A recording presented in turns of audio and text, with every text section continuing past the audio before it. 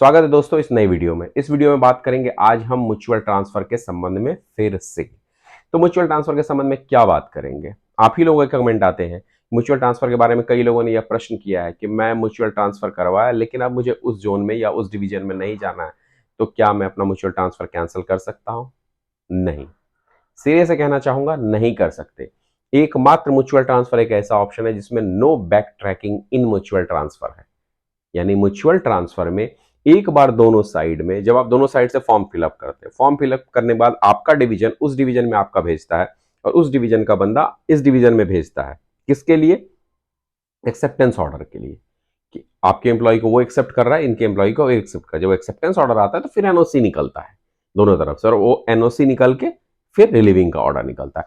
तो जैसे ही एक्सेप्टेंस हो गया, दोनों साइड फॉर्म चले गए, एक्सेप्टेंस ऑर्डर एक साइड का भी निकल गया, तो आप कैंसल म्यूचुअल ट्रांसफर नहीं कर सकते। मैं तो एक्सेप्टेंस पे कह रहा हूं, अगर एनओसी आ जाता है तो आप म्यूचुअल ट्रांसफर कैंसिल नहीं कर सकते। सिर्फ और सिर्फ वो डिविजनल रेलवे मैनेजर चाहे तो वो ही कर सकते हैं, उसके अलावा कोई नहीं। उनके पास अथॉरिटी है, वो अगर कैंसिल करना चाहे तो कैंसिल कर सकते हैं, उनके अलावा कोई और कैंसिल नहीं कर सकता है। इवन सीनियर डीपीओ भी आपको यही कहेंगे कि उनके अधिकार क्षेत्र में नहीं है आपका म्यूचुअल ट्रांसफर कैंसिल करना, अगर कोई टेक्निकल इश्यू से ना अटके तो मोरलेस अगर आप म्यूचुअल ट्रांसफर करवाते हैं, there is no backtracking in mutual transfer.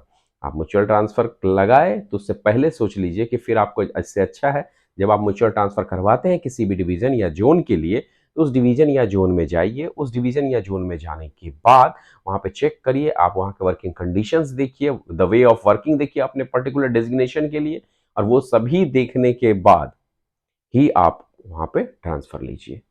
तब आपको बैक ट्रैकिंग की टेंशन नहीं रहेगी, अन्यथा ये समस्याएं उत्पन्न होगी। लेकिन अगर आपका एक्सेप्टेंस ऑर्डर निकल गया है, एनओसी आ गया है, तो आपका म्यूचुअल ट्रांसफर में बैक ट्रैकिंग नहीं होगा।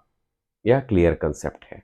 यहां तक कि मैं बताना चाहूंगा कि एक दो डिवीजन में तो यह भी सुनने में आया है कि जोनल ट्रांसफर में भी वो कैंसिलेशन एक्सेप्ट नहीं कर रहे हैं। उनकी भी बातें सही है, आप जोनल ट्रांसफर लगाते हैं, आपके चलते कई लोगों की सीनियरिटी डाउन जाती है, आपके पेपर्स वहां भेजे जाते हैं, उनके भेजे नहीं जाते हैं, उनका वेट किया जाता है कि पहले आपका क्लियर हो, तब आपका एनओसी आ जाता है, फिर आप कैंसिल कर देते हैं। तो कैंसिल कर देते थे, उसके आपके बाद वाले का एनओसी आया नहीं रहता है, उसे भेजा नहीं जा सकता, और आपने कैंसिल कर दिया, आप नहीं जाना चाहते, तो उस परिस्थिति में अब जो अदर्स एम्प्लॉय आएंगे तो उनको वर्क करने के हिसाब से स्पेयर में जाना पड़ेगा, कहाँ एकोमोडेट करेंगे।